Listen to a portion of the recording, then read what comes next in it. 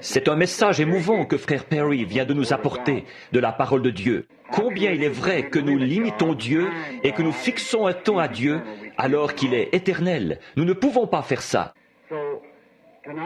Ce soir, donc, nous abordons quelque chose d'autre maintenant. C'est la communion. 3 ans durant, j'ai attendu de voir une église s'établir à Tucson. Mais la voici. Oui, nous sommes là. Alors nous remercions le Seigneur. Il nous a tout simplement laissé attendre jusqu'au point où nous pouvons maintenant l'apprécier. Maintenant, il y a une chose que j'aimerais dire juste avant que nous commencions la communion. C'est ceci. Je crois que nous en avons vu assez dans notre jour où nous vivons pour que nous devions vraiment donner tout notre être à Dieu. Nous devrions vraiment servir Dieu. Je crois qu'il nous a bénis par la réponse directe à l'Écriture. Comme frère Perry l'exprimait il y a quelques instants, nous en sommes à ce temps-là. Nous ne sommes pas aveugles. Nous voyons que nous en sommes là. Nous sommes arrivés là. Et aussi, nous pouvons regarder partout et constater comment l'esprit humain est en train de quitter les gens. Alors nous ne pouvons pas rester encore longtemps. Nous serions en plein asile de fous. Le monde entier y serait. Voyez? Donc nous sommes au temps de la fin. Maintenant, comme frère Perry le disait à la fin, là, en voyant que ces choses sont vraies, de voir qu'elles sont vraies, que ce ne sont pas des mythes, ce n'est tout simplement pas quelque chose que nous imaginons. C'est quelque chose qui nous a été donné directement par la parole de Dieu et qui a été manifesté publiquement devant nous, alors nous savons que nous en sommes là.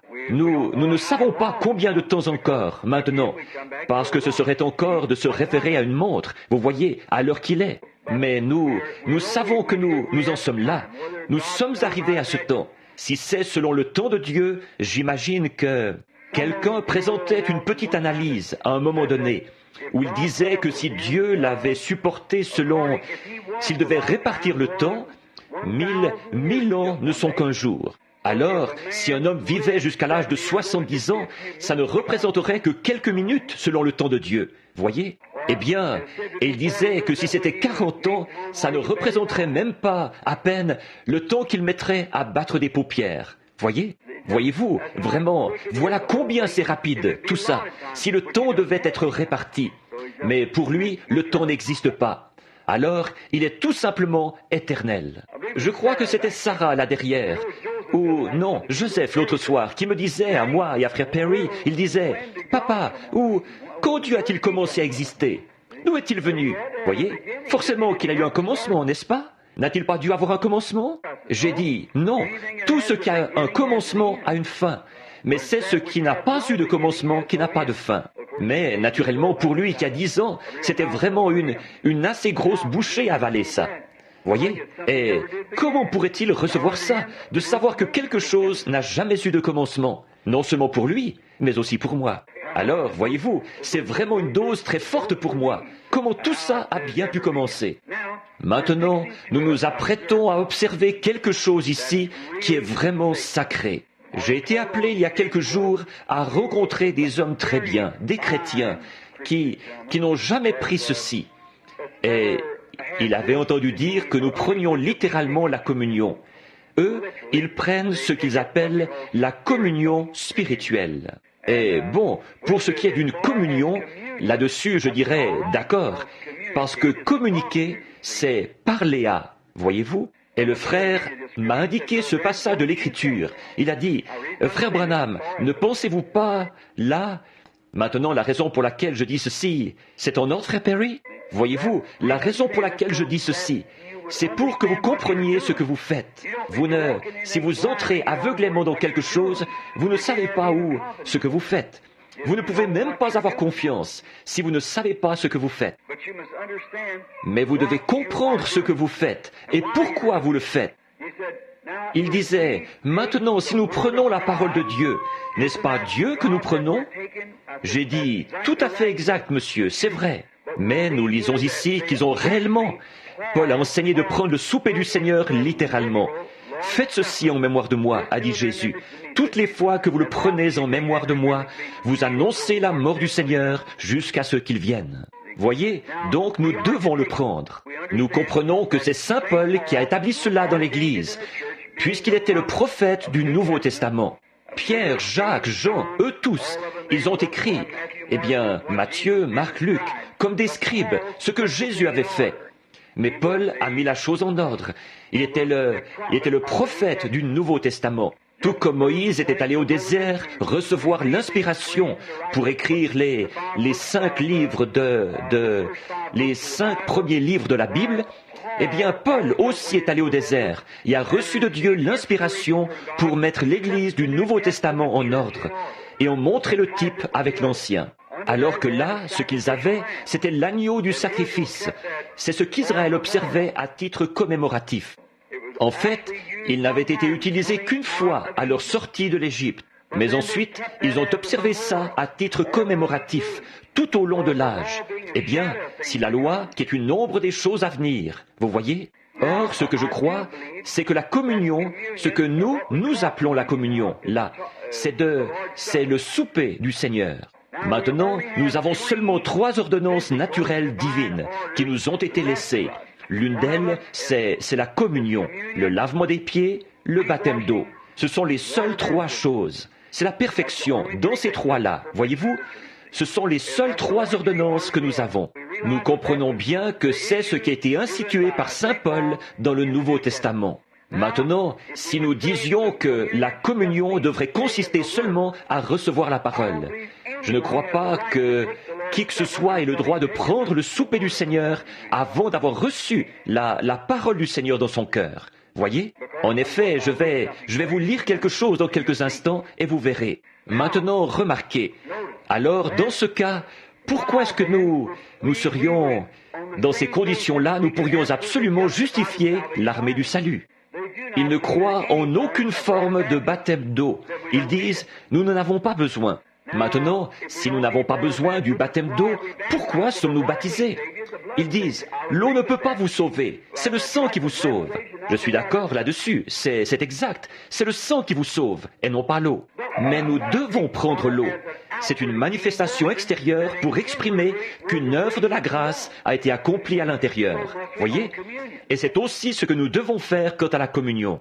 Une fois que nous avons reçu en nous le Seigneur, notre sacrifice, en nous, par une naissance spirituelle, et son corps, que nous vivons par lui, par la parole, nous devrions aussi le symboliser, parce que c'est un commandement. Repentez-vous, chacun de vous, et soyez baptisés au nom de Jésus-Christ pour la rémission de vos péchés. Paul a dit, j'ai reçu du Seigneur ce que je vous ai enseigné. C'est que le Seigneur Jésus, dans la nuit où il fut livré, prit du pain, le rompit et le donna aux disciples. Et il dit, prenez et mangez. Faites ceci en mémoire de moi. Car toutes les fois que vous mangez ce pain, vous annoncez sa mort jusqu'à ce qu'il vienne. Or, nous voyons qu'il y avait là des gens qui venaient et ce précieux frère, un très cher frère, il est venu et il disait, je ne l'ai jamais prise, frère Branham. Je ne comprends pas ce que c'est. Il disait, on m'a enseigné l'autre point de vue. J'ai dit, mais souvenez-vous, nous sommes prêts à accepter que Saint Paul a mis cela en ordre dans l'Église chrétienne primitive. Ils allaient d'église, de maison en maison, ils rompaient le pain avec simplicité de cœur et ainsi de suite. Or, j'ai dit, il a effectivement établi cela dans l'Église. Dans Galates 1:8, il a dit, si un ange du ciel venait et qu'il dise quoi que ce soit d'autre, qu'il soit anathème. Vous voyez-vous, celui-là même qui les a fait être rebaptisés à nouveau après le baptême de Jean, être baptisés au nom de Jésus-Christ. Vous voyez, il y a 3 choses que nous devons accomplir comme symbole. Le souper du Seigneur, le lavement des pieds, le baptême d'eau. Voyez, vous dites, maintenant l'armée du salut, l'argument sur lequel il s'appuie, le voleur mourant, quand il est mort, il n'avait pas encore été baptisé. Jésus a dit qu'il serait au ciel. C'est l'exacte vérité, c'est exact. Mais vous voyez, il n'a reconnu Jésus que là même, à l'heure de sa mort. Voyez, c'est la seule occasion qu'il a eue. Il était un voleur, il était éloigné, il n'était pas dans la course. Et aussitôt qu'il a vu cette lumière, il l'a reconnu. Seigneur, souviens-toi de moi. Et Jésus, c'était vrai. Mais pour vous et moi, qui savons que nous devons être baptisés et qui refusons de le faire, alors ce sera entre vous et Dieu. Même chose pour la communion. Maintenant, quand nous prenons cette communion, ce n'est pas simplement une question de dire « je m'avance là et je vais manger du pain ». Et je croirais que je suis un chrétien. Mais si vous l'avez remarqué, la Bible a dit « celui qui mange et boit indignement sera coupable envers le sang et le corps du Seigneur ». Voyez ? Vous devez mener une vie qui, devant les gens, qui est devant Dieu et les gens, qui montre que vous êtes sincère. Maintenant, juste un moment encore.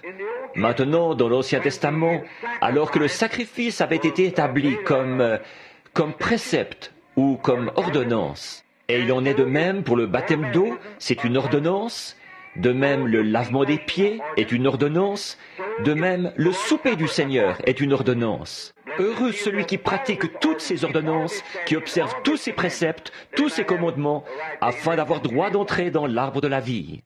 Maintenant, remarquez ceci, là, c'est qu'au début, quand c'était devenu une ordonnance de Dieu, d'apporter un sacrifice à l'Église, et au temple et à l'autel, et de présenter son offrande, et pour ses péchés, le sacrifice d'un agneau, eh bien, je peux alors me représenter un frère juif qui descend la route, il sait qu'il est coupable, et il va à l'autel où il apporte son bœuf bien gras, ou un taureau, ou ce qu'il avait, soit un bélier, un agneau, quelque chose. Il l'avait amené avec lui sur la route, il était venu aussi sincèrement que possible. Il s'avançait là en observant l'ordonnance de Dieu, aussi sincèrement que possible. Ensuite, il posait ses mains dessus, en confessant ses péchés. Et le sacrificateur plaçait ses péchés sur l'agneau, et l'agneau était égorgé, et alors il mourait à sa place. Pendant qu'il était là, que le petit agneau s'agitait et saignait, ses mains étaient couvertes de sang, et ça giclait partout sur lui, alors que le petit agneau bêlait, agonisant. Il se rendait alors compte qu'il avait péché, et que quelque chose devait mourir à sa place. Par conséquent, il offrait la mort de cet agneau à la place de sa propre mort. Voyez-vous, l'agneau mourait à sa place. Cet homme le faisait alors avec sincérité, du fond de son cœur. Finalement, ça s'est répété maintes et maintes fois. Ça a continué comme ça, jusqu'à ce que finalement ça devienne une tradition. Le commandement de Dieu était devenu une tradition pour les gens. Et alors, le voici venir. Eh bien, voyons voir, aujourd'hui, c'était le jour. Peut-être que je ferais mieux d'y aller. Oui, je ferais mieux d'offrir un taureau. Il y allait. Eh bien, Seigneur, voici mon taureau. Voyez-vous, il n'y a pas de sincérité là-dedans. C'est fait sans comprendre. Or, nous ne voulons pas prendre la communion de cette façon-là. C'est la même chose que nous venons à la table du Seigneur. Ésaïe 35. Non, excusez-moi, Ésaïe 60. Laissez-moi reprendre ça. Je crois que c'est Ésaïe 28. C'est là que nous trouvons ceci. Je suis assez sûr que c'est bien ce chapitre-là. Il a dit, c'est précepte sur précepte, et règle sur règle, un peu ici, un peu là. Retenez ce qui est bon, car par des lèvres bégayantes et par des langues étrangères, je parlerai à ce peuple. Et c'est ici le repos. Il a dit, toutes les tables du Seigneur se sont remplies de vomissements. À qui puis-je enseigner la doctrine? À qui pourrais-je faire comprendre? Voyez, je pense que c'était le bon passage de l'Écriture. Ésaïe 28. À qui pourrais-je faire comprendre la doctrine? Voyez-vous, les tables. Maintenant, nous voyons aujourd'hui que cette grande chose que nous sommes sur le point d'accomplir ce soir, en commémoration de sa mort et de son corps que nous croyons que nous mangeons tous les jours, ou que nous venons de manger pendant que notre frère nous prêchait. En recevant la parole de Dieu, nous la croyons de tout notre cœur. Nous la voyons manifester, nous la voyons nous être donnée, nous la voyons confirmée, nous la sentons dans nos vies. Et nous devons nous approcher de ceci en étant profondément conscients de ce que nous faisons. Pas seulement parce que c'est un ordre. Vous entrez dans une église et souvent on y distribue un genre de biscuit salé ou une espèce de quelque chose qu'on met en morceaux et du pain léger ou quelque chose comme ça. Et on met ça en morceaux. Et des gens qui fument, qui boivent et tout le reste, comme ils sont membres de l'église, ils viennent prendre le souper du Seigneur. Eh bien ça, c'est de la souillure devant Dieu. Même le sacrifice, il a dit, vos jours sacrés et votre sacrifice sont devenus une puanteur à mon nez. Et pourtant, il leur avait prescrit d'offrir ce sacrifice. mais à cause de la manière dont il l'abordait, c'était devenu une puanteur. Ça lui puait au nez, aux narines, le sacrifice même qu'il avait prescrit. C'est de cette manière-là qu'on prend la parole de Dieu. Trop de chrétiens aujourd'hui, des soi-disant, c'est ce qu'ils font. On se tient ici et on enseigne cette parole et on dit que Jésus-Christ n'est pas le même hier, aujourd'hui, éternellement. Et on enseigne les choses qu'il nous a promis d'honorer. Et on dit, oh, eh bien ça s'appliquait à autre chose. Nos adorations solennelles sont tout simplement devenues une puanteur à son nez. Il ne recevra pas cela, absolument pas. En voilà la raison, à cause de nos habitudes traditionnelles. Vous ne prenez pas le souper du Seigneur par tradition. Vous le prenez à cause de l'amour de Dieu qu'il y a dans votre cœur, en observant les commandements de Dieu. Voyez-vous, c'est pour ça que vous le prenez. Alors, si vous ne le prenez pas avec sincérité, que ce n'est qu'une tradition, eh bien, notre Église prend la communion une fois chaque dimanche, ou une fois chaque mois, ou 2 fois par an, et que vous vous avancez là en disant, bon, c'est mon tour, et puis vous prenez la communion. Eh bien, pour Dieu, c'est une puanteur. Voyez-vous, ça, ce n'est qu'une tradition. Et c'est pareil, même pour toute autre chose. Vous devez être sincère.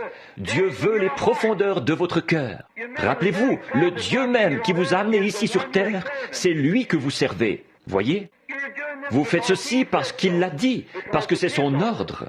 Alors, nous voulons nous approcher avec la plus profonde sincérité, en sachant que, par la grâce de Dieu, nous avons été sauvés. Et nous l'aimons, et nous avons senti sa présence, et nous la voyons changer nos vies. Notre être entier est changé. Nous sommes des gens différents. Nous ne vivons plus comme nous vivions. Nous ne pensons plus comme nous pensions. C'est comme dans le livre, ici, la partie spécifique dont nous parlions, là, les 2 livres qui sont un, le livre de vie. Le premier livre de vie est apparu quand vous êtes né. C'était votre naissance naturelle, voyez ? Mais alors, à un moment donné, tout au fond, là où il y avait un petit grain de vie, comme je l'expliquais à quelques-unes des jeunes sœurs à la maison cet après-midi. Voyez-vous, il y a un petit grain de vie qui se trouve là. Alors, vous vous posez des questions. D'où est-ce venu ? Que sont ces choses étranges ? C'est ce que je disais en citant mon exemple, comme si on disait... William Branham, eh bien, il y a 40 ans, ce William Branham-là n'est pas le même que celui de ce soir. Si quelqu'un de cette époque-là disait « William Branham, c'était un vrai coquin », voyez-vous, parce que j'étais né de Charles et Ella Branham. De par leur nature, j'étais un pécheur. Je suis venu au monde un menteur. Et toutes les habitudes du monde étaient déjà en moi. Mais tout au fond, il y avait aussi une autre nature qui était présente. Voyez-vous, prédestiné, placé là par Dieu. Dans ce même corps, voyez-vous, 2 natures à l'intérieur. Eh bien, je ne m'abandonnais qu'à une seule. Au fur et à mesure qu'elle grandissait, je gazouillais comme un bébé. Da. Tout à coup, je suis devenu menteur. Je suis devenu tout ce qu'un pécheur peut être. Parce que j'ai grandi comme ça. Mais tout au fond, pendant tout ce temps, il y avait une petite parcelle de vie. Je me remémorais à l'époque, quand j'étais un petit garçon. J'espère que je ne vous retiens pas trop longtemps. Mais sachant, assis là au bord du ruisseau, je m'asseyais là et je regardais tout autour pendant la nuit. Papa et maman, ils sont maintenant partis, ils reposent. Et à l'époque, ils étaient pécheurs. Il n'y avait pas du tout de christianisme dans notre maison. Et, oh là là, la boisson, les fêtes, les mauvais comportements, ça me rendait malade. Je prenais ma lanterne et mon chien et je partais dans les bois pour y passer la nuit. Pendant l'hiver, je chassais jusqu'à ce que la fête soit finie, peut-être jusqu'au matin, à l'aube. Si je rentrais à la maison, que ce n'était pas fini, il m'est arrivé de me coucher sur le toit d'une remise et d'y dormir, en attendant le lever du jour. Puis, je pensais comment, des fois, me trouvant là, dehors, en été, je ramassais mes morceaux de bois et je les enfonçais pour faire un petit abri, pour le cas où il pleuvrait. Je me couchais là et je laissais mes cannes à l'eau, je pêchais. Mon vieux chien, chasseur de ratons laveurs, était couché là. Je me disais, dis donc, tu sais, l'hiver passé, j'ai campé juste ici un soir. J'avais allumé un feu à cet endroit pendant que j'attendais que mon vieux chien force une bête à se réfugier dans un arbre. J'avais fait un feu ici. Le sol était gelé jusqu'à une profondeur de 5 pouces. Mais toi, petite fleur, d'où es-tu venue? Voyez? Eh bien, d'où es-tu venue? Qui est venu ici et t'a planté? Et dans quelle serre chaude t'a-t-on fait épanouir? Ou, qu'en est-il? D'où es-tu venu? Voyez? À cette petite fleur, je disais, eh bien, le sol était gelé et tout, et j'avais allumé un feu dessus ici. En plus de cet élément, du gel, il y a eu un autre élément, la chaleur, sur une espèce de grosse bûche, là, où je t'ai brûlé. Et pourtant te voilà, tu es vivante.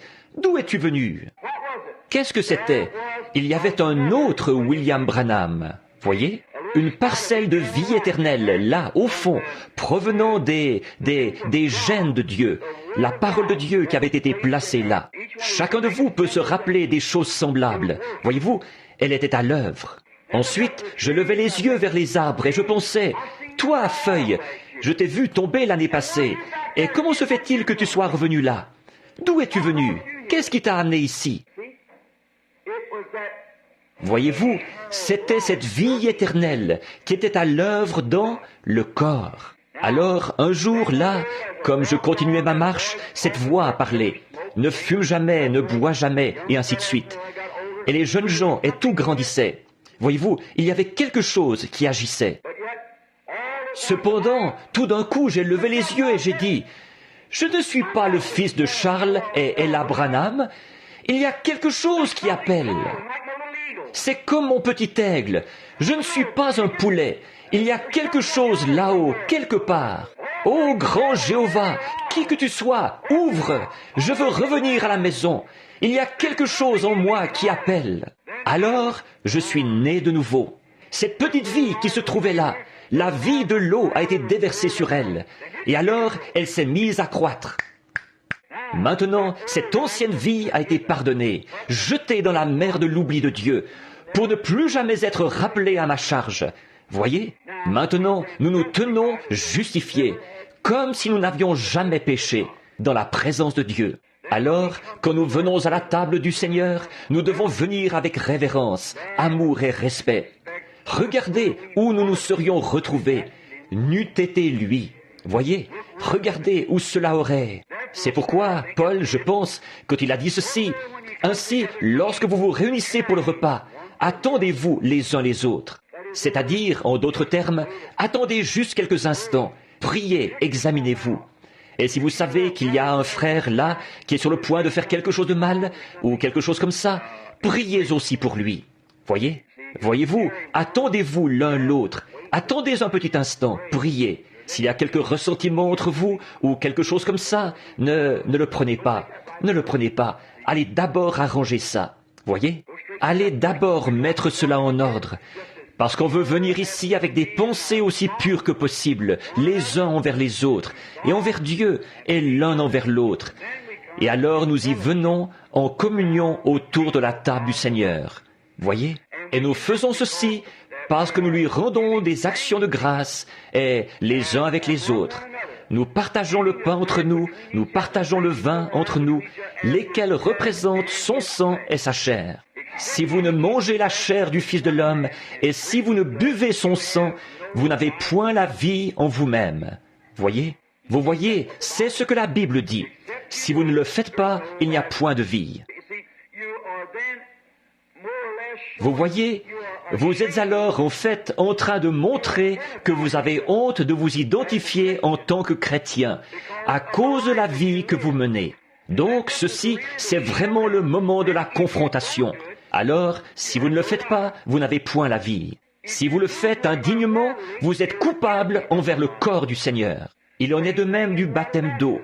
Si nous disons, nous croyons en Jésus-Christ, il nous a sauvés du péché, et nous sommes baptisés au nom de Jésus-Christ, eh bien, nous jetons l'opprobre sur lui, si nous faisons ce qui est mal, et nous devrons payer pour ça. Et autre chose, quand nous faisons ça, nous essayons de professer une chose tout en faisant autre chose. C'est ça le problème chez nous, aujourd'hui. Ce que je pense, je dis nous, moi et l'Église à laquelle le Seigneur Dieu m'a permis de m'adresser en ces dernières heures, car nous croyons que nous sommes au temps de la fin. Nous croyons que Dieu nous a donné un message. Il a été ordonné de Dieu. Il a été prouvé qu'il est de Dieu. Il a été démontré qu'il est de Dieu. Maintenant, nous devons nous approcher de lui avec révérence et avec amour et avec pureté de cœur, d'esprit et d'âme. Vous savez, l'heure va bientôt arriver où ici au milieu de nous il y aura, le Saint-Esprit va parler, comme il l'avait fait dans le cas d'Ananias et Saphira. Souvenez-vous, voyez-vous, cette heure arrive. Voyez, et nous sommes... Maintenant, souvenez-vous bien de ça, voyez-vous, que Dieu va demeurer au milieu de son peuple. C'est ce qu'il veut faire maintenant. Nous pouvons recevoir le message, comme, disons, si j'étais un jeune homme et que je cherchais une épouse, je pourrais trouver une épouse, je dirais, elle est vraiment parfaite, elle est une chrétienne, c'est une dame, elle est tout ça, j'ai confiance. Peu importe le degré de confiance, peu importe combien je la trouve gentille, je dois l'accepter. Elle doit m'accepter, voyez-vous, sur la base de ses vœux. Eh bien, nous constatons que c'est la même chose avec le message. Nous voyons qu'il est vrai. Nous voyons Dieu confirmer qu'il est vrai. Il est parfaitement vrai. Année après année, année après année, il reste toujours vrai. Toujours vrai. Tout ce qu'il dit arrive exactement tel qu'il l'a dit. Alors, nous savons qu'il est vrai. Mais voyez-vous, n'y allez pas du point de vue intellectuel. Si vous le faites, vous aurez une religion de seconde main. Voyez, nous ne voulons pas une religion de seconde main, quelque chose que quelqu'un d'autre a expérimenté. Et nous vivons de son témoignage. Je crois que c'est Jésus qui avait dit à Pilate quelque chose, une parole à laquelle je pensais. Et c'est ce qu'il avait dit là, il y a quelques instants. Qui te l'a dit? Ou est-ce que cela t'a été révélé? Comment as-tu su ces choses? Autrement dit, je ne me souviens plus exactement comment c'est dit en ce moment. Ça fait longtemps que je l'ai lu, mais comment as-tu su ça? Comment? Qui t'a révélé ça? C'était au sujet de sa qualité de fils de Dieu. Qui te l'a révélé? Est-ce un homme qui te l'a dit? Ou, comme Jésus l'a dit, est-ce mon Père qui est dans le ciel qui te l'a révélé? Voyez, comment l'as-tu appris? De seconde main? Ou bien est-ce une révélation parfaite venue de Dieu? La communion, là, est-ce seulement quelque chose que je viens prendre pour exécuter un ordre en disant, eh bien, les autres la prennent, je vais la prendre aussi? C'est une révélation, que je suis une partie de lui, et je suis une partie de vous. Et je vous aime, et je l'aime. Et ensemble, nous prenons ceci comme un symbole de notre amour envers Dieu, et de notre amour et de notre communion fraternelle les uns avec les autres. Maintenant, je voudrais lire dans l'Écriture, et puis je pense, où est-ce que, comme frère Perry voudra procéder aujourd'hui? J'aimerais que vous lisiez avec moi, si vous avez votre Bible, 1 Corinthiens au chapitre 11, et à partir du verset 23.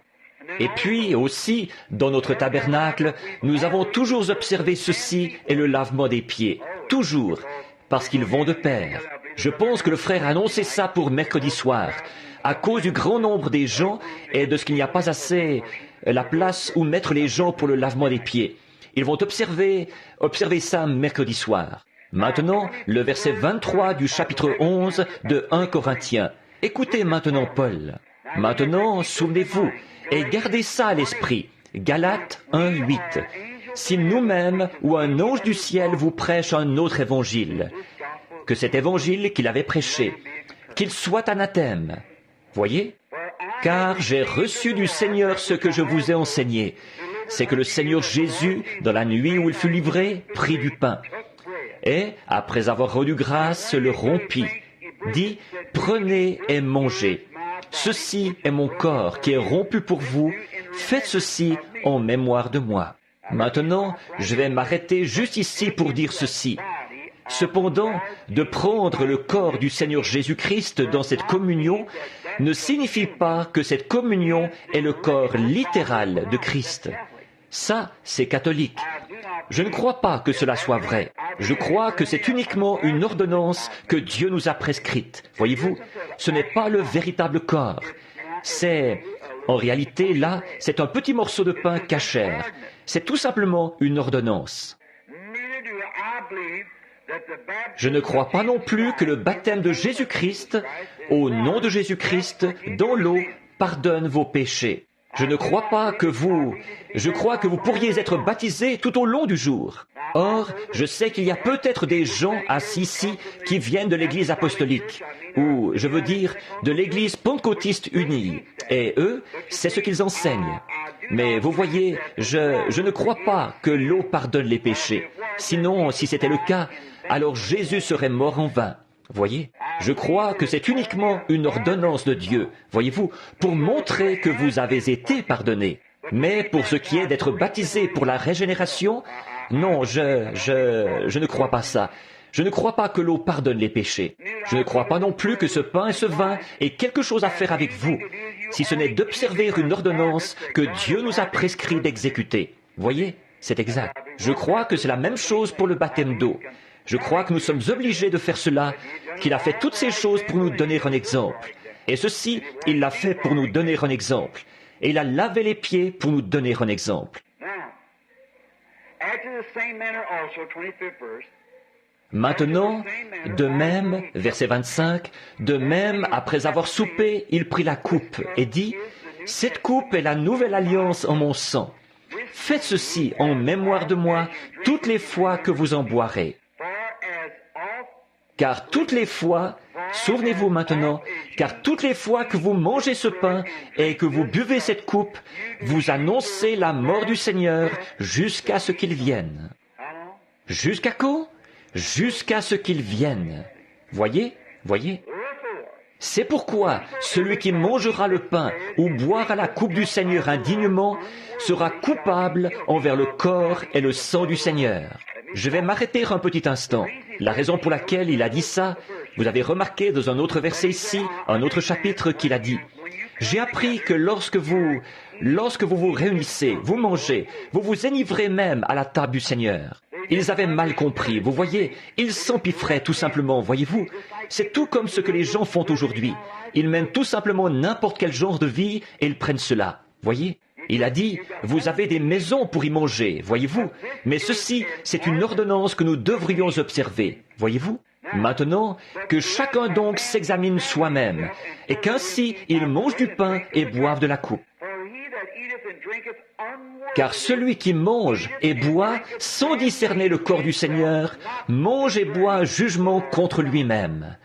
Voyez, qu'est-ce que vous êtes? Vous êtes un chrétien. Vous vivez devant tout le monde comme un chrétien. Et si vous prenez cela et que vous ne vivez pas comme un chrétien, vous ne discernez pas le corps du Seigneur. Vous placez une pierre d'achoppement sur le chemin de quelqu'un d'autre, voyez-vous. Quand on vous voit, essayez de faire ça, alors que vous ne menez pas la vie que vous devriez mener. Voyez-vous, vous ne discernez pas le corps du Seigneur. Maintenant, regardez bien la malédiction qui est rattachée à ça. C'est pour cela qu'il y a parmi vous beaucoup d'infirmes et de malades, et qu'un grand nombre sont endormis. La traduction correcte de ce mot, frère Perry, c'est mort. Voyez-vous, un grand nombre sont morts. Si nous nous jugions nous-mêmes, nous ne serions pas jugés. Voyez-vous, si nous nous jugeons nous-mêmes, nous ne serons pas jugés. Voyez? Mais quand nous sommes jugés, nous sommes châtiés par le Seigneur, afin que nous ne soyons pas condamnés avec le monde. Voyez-vous, pas de liens avec le monde. Ainsi, mes frères, lorsque vous vous réunissez pour le repas, attendez-vous les uns les autres. Voyez? Si quelqu'un a faim, qu'il mange chez lui, afin que vous ne vous réunissiez pas pour attirer un jugement sur vous. Je réglerai les autres choses quand je serai arrivé. Voyez? Maintenant, autrement dit, ne venez pas tout simplement pour prendre ça comme je le disais tout à l'heure au sujet de ce que les Juifs, leur sacrifice, c'était merveilleux, c'était ce que Dieu leur avait donné. Mais c'en était arrivé au point où ils ne le faisaient plus avec sincérité, et avec révérence, et avec ordre. Et finalement, c'était devenu tout simplement, une puanteur à son nez. Maintenant, c'est la même chose quand nous venons prendre le souper du Seigneur. Là, nous devons y venir en sachant ce que nous faisons. Tout comme quand vous entrez dans l'eau pour être baptisé au nom de Jésus-Christ. Vous savez ce que vous faites. Vous vous identifiez à l'Église par ce que Dieu a placé en vous, Christ.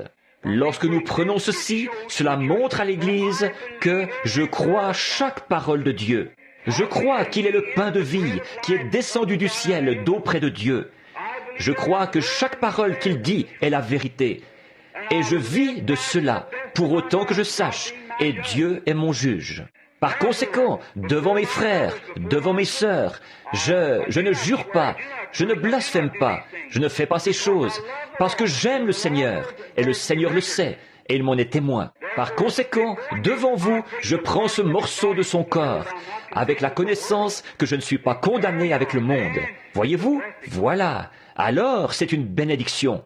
Et souvenez-vous, je pourrais donner beaucoup de témoignages là-dessus, sur les occasions où j'ai pris cela, et je l'ai expliqué dans une chambre de malade, et je les ai vus être guéris. Souvenez-vous, après qu'Israël a eu pris ceci sous forme de type, ils ont voyagé pendant 40 ans dans le désert, et leurs vêtements ne s'étaient même pas usés, et ils en sont sortis sans une seule personne faible parmi eux.